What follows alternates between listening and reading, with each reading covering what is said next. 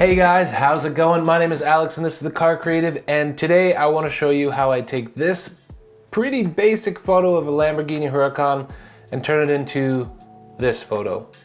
As you can see, I took this photo at an airport hangar. There's a really cool plane in the background that I really wanted to keep in it, and as you can see in the edited photo, I did swap out the background, but it was a lot of fun, a little bit tricky, so I did a little bit here in Lightroom, take it over to Photoshop, and I'll show you guys a little bit of the tools that I do for that, but it took me about an hour and a half to get this thing done, so didn't really want to record the whole thing, so I'll just kind of show you guys step by step and some of the building blocks and then a few of the tools that I used to make it that easy. So you can see in Lightroom that it's a really basic photo, and so the first few things that I do here are not that complicated. So these are some of the really basic edits that I did just kind of out the gate. Not too much, added some exposure, hyped up the contrast a bit, saved our highlights, up the shadows. This is a pretty standard thing that I do to most of my car photography, trying to pull out the shadows and then save the contrast to make it look really natural. And from there, I pulled out some of the saturation so that I could kind of keep the road looking not yellow or gross or anything. Added a little bit of an S-curve. And then coming down here, you can see I pull out some of the oranges, the yellows, and the aquas, because aquas always land in the windshield. So I was trying to pull out as much of that as possible, and the yellows, taking that away from the road. And then I did add a slight graduated filter here on the front end, which I kind of regretted because once I put it into Photoshop, I couldn't undo that. So maybe that's something that I would have saved maybe to a later step if I was doing this again.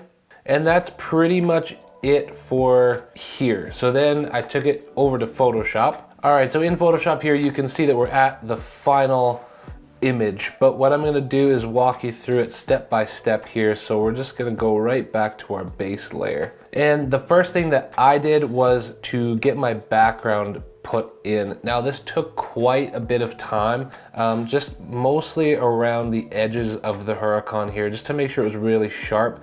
And then again, I wanted to keep the plane in, so it was a bit complicated making sure to like get in between the wing and make sure that the sky actually blended and that it actually blended well kind of with where the road makes it look like a cliff, I guess, because of the picture that I found.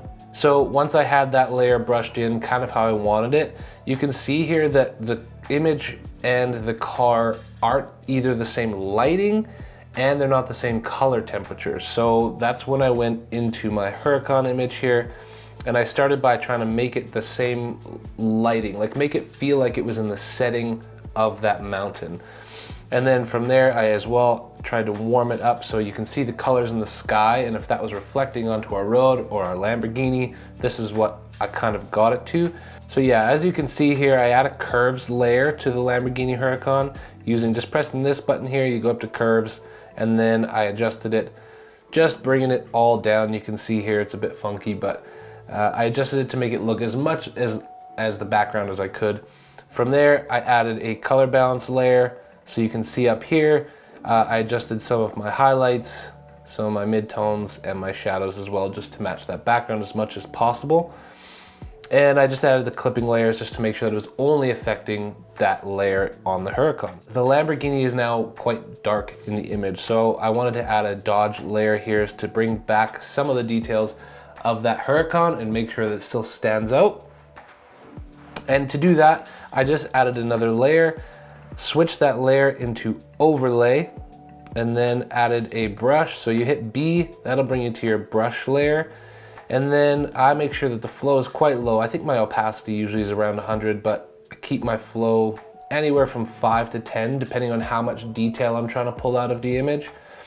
And then you just kind of brush over the car as much as you want to make it pop out enough, but still feel like it naturally would sit in the image. I think a lot of what I see happening on Instagram is people are maybe pulling out too much detail to the point that it doesn't feel natural. Like if you're painting in the rims and they're just popping out, I don't think that that's what it looks like in real life. So try and hit a happy medium and happy balance in there to bring them out, but not make them stand out too much. So this is where I landed with my dodge layer, just pulling out some of the details, adding shape to the car again. And so far I'm like getting pretty happy with the image, but as you can see here on the headlights, it didn't quite capture those like white lines on the headlights. So what I did here is I actually painted those in. It's pretty subtle in the final image, but again with this I just added a brush layer and I just painted in white back on the headlights. That was it. It's pretty cheeky, but it worked and it made it look like it stood out a little bit more. So from there I'm getting pretty happy with the image, but I noticed now that I want to add some kind of special details. So I was looking back on the mountain, you can tell it's kind of hazy back there. So Lens Distortions is a company that makes, well, they make amazing LUTs, they make sound effects, they make kind of like lens flares and fog and rain and snow and all these kinds of effects. And a long time ago I bought one of their packs that has fogs, light hits, etc, etc. You can actually download their app on your iPhone and they have a lot of the features that I used in here that you can add in post. But I'll show you how I used it here. So I wanted to add some fog behind the car here, really subtle as I could. So you can see here, I'm just kind of adding it all over where like that cliff is to help. It's helping the background and the foreground mix to make it look like it's less of two different images, which I was happy about, but also I didn't want to overkill it. So you can see here, once I had that fog layer in, I actually downed the opacity to 41%. If you go up to 100, it's pretty strong. Like that's pretty intense. So just brought it down, and then I had to add a mask as well to make sure that I wasn't covering over the car too much, because I wanted to make sure that I kept those details. So I just brushed that fog off the car, and that's kind of how it turned out there. And again, one of the last details, and again, this is a lens distortion feature. Again, you can get it on your cell phone if you don't want to go buy the pack on lens distortions because it's pretty expensive. I added just some headlights to the car, just some fake headlight beams because it's getting kind of dark and moody in this photo. So just wanted to add these headlights in. This one I'm always really careful with because it can come across as cheesy, but then I always remember that like you guys don't know that I did this in the front half, so you really only see the final image, and it looks cool in the final image. I think it turned out okay. All right, so there we go. That is the final shot in Photoshop. And so then you hit Command S and that brings you back into Lightroom. Okay guys, so we are back here in Lightroom, and I'm just gonna show you a few of the things that I did once I brought it back to help make sure that the background, the foreground, and the whole image just gets that final style look that I want. So added a little bit more contrast, saved the highlights, again just bringing up some of the details in the shadows, and then continuing just to make sure that my contrast fits and looks really nice. That dehaze kind of again helped pull that fog out a little bit and then makes the sky look a little nicer. I wanted to actually bring vibrance and saturation back in, which is not something that I typically do, but it was just feeling a little bit dull and I wanted it to look like a really nice sunset image. So down to the S-curve, it is a little bit of an S-curve, but I'm bringing down the mids to make sure that both the background and the foreground match, and then just kind of helping everything pop again. Down to saturation, pulling out some of the oranges in the sky, because again, I added saturation on those other sliders, so now I'm kind of selectively adjusting which colors I want in it. Highlights and shadows here for my split toning. This is pretty standard stuff. I wanted to err on kind of the warmer side, so you can see that I did that here with my highlights and then balancing it up high. Details, one of my favorite tricks with details, and I'll do this probably in every single one of my videos, is when you add sharpening, hold Option and then drag on your mask to make sure you're sharpening just the things that you want to sharpen, because otherwise you're adding noise to your image and you don't really need to do that. So just sharpen the edges or whatever you want to be sharp, and then if you need to, just add a little bit of noise reduction to take out any of the noise that you add with that sharpening. And that was it for kind of the basic adjustments. And then, so the car at this point was looking really good, but it actually had a lot of blue in the image. So I added a radial filter. I don't know which one of these it was, not that one.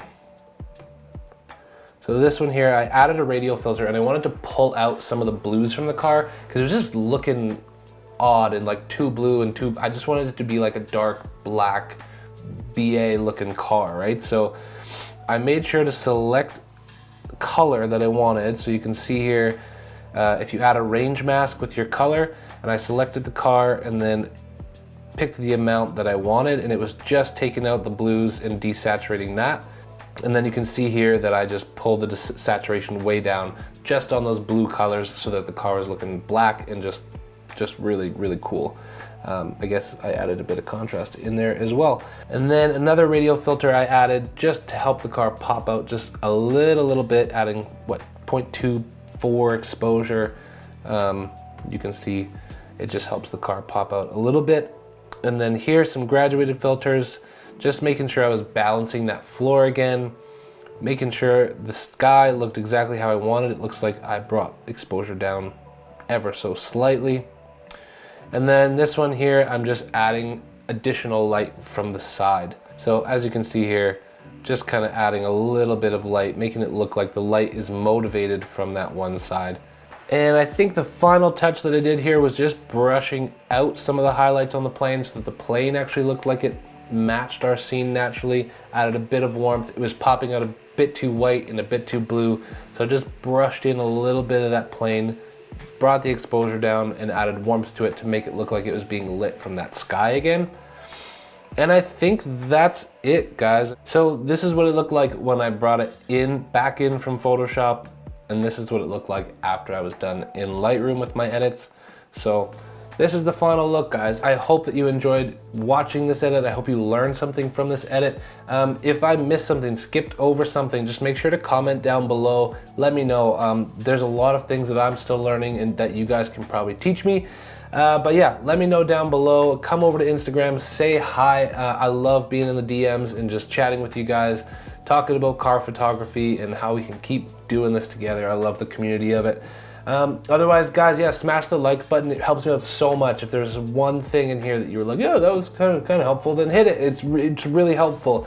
Otherwise, subscribe. There's going to be lots of content coming. I just got a new car, a brand new 2020 Tacoma. We will be going and doing a ton of photographing with that car, and I'll be bringing you guys along as much as I can to teach you what I'm doing, bring you back and edit stuff together. It's going to be a lot of fun. So yeah, guys, thank you so much for watching, and we will see you in the next one. Peace.